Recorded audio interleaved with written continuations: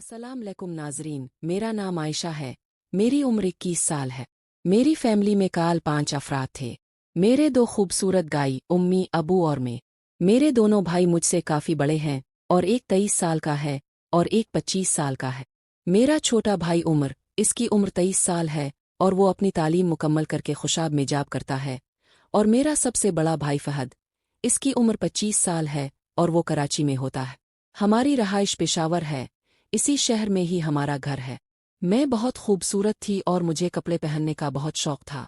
मैं तरह तरह के सूट पहनती और बहुत फैशन करती थी क्योंकि मैंने कॉलेज में तालीम हासिल की थी और कॉलेज के बाद अब मैं घर में ही होती थी और मेरे नाज नखरे बड़े होते थे।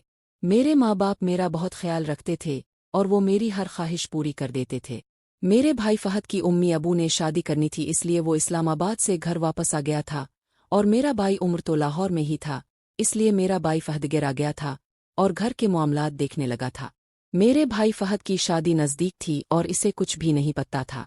मेरा भाई फहद अक्सर रात को मेरे कमरे में आ जाता और कहता, बाजी आयशा मुझे कुछ करना सिखा दे, मैं अपनी बीवी का सामना कैसे करूंगा और इसके पास कैसे जाऊंगा।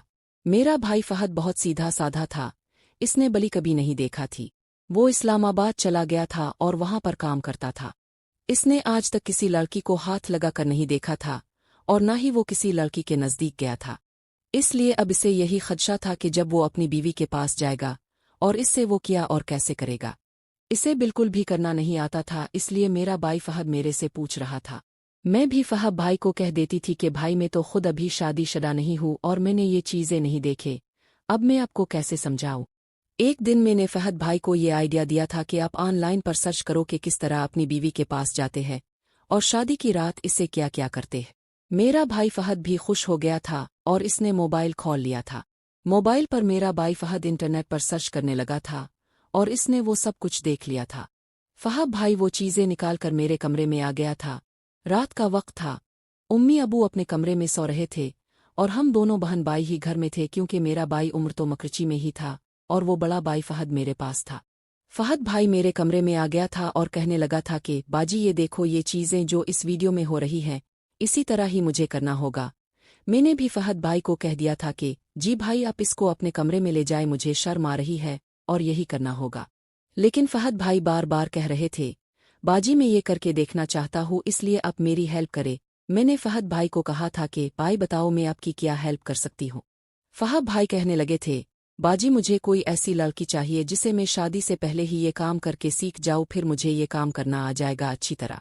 मैं भी हैरान हो गई थी और सोचने लगी थी कि अब फहद भाई को क्या जवाब दूं। उन्होंने अजीब सी फरमाइश मेरे सामने रख दी थी। मैं सोचती रही और इसके बाद मैंने खुद ही फैसला कर लिया था कि मैं खुद ही फहद भाई की ख्वाहिश पूरी कर देती हूँ, ये ठीक है। मैंने फहद भाई को कहा था कि अब रात को 9 बजे कल मेरे कमरे में आना, कल मैं तैयारी कर लूंगी, इसके बाद मैं आपको प्रैक्टिकल करना सिखा दूंगी। फहद भाई भी खुश हो गए थे और अपने कमरे में चले गए थे। अगले दिन हम दोनों ने मिलकर खूब तैयारी कर ली थी और मैं अपने भाई फहद को इसकी बीवी से काम करना सिखाने लगी थी। पहले इसने मेरी उतारी, मेरी बली काम रही थी, फिर इसने मेरी चाटने लगा, फिर ने इसका सामान को पकड़ा, वो जोश में आया, फिर वो सब कुछ हो गया और दोनों का रस निकला। फिर मुन्ह बोला, भाई भी खुश और मैं भी। नाज़रीन, अगर आपको ये कहानी पसंद आई हो तो ज़बरदस्त लिख दे।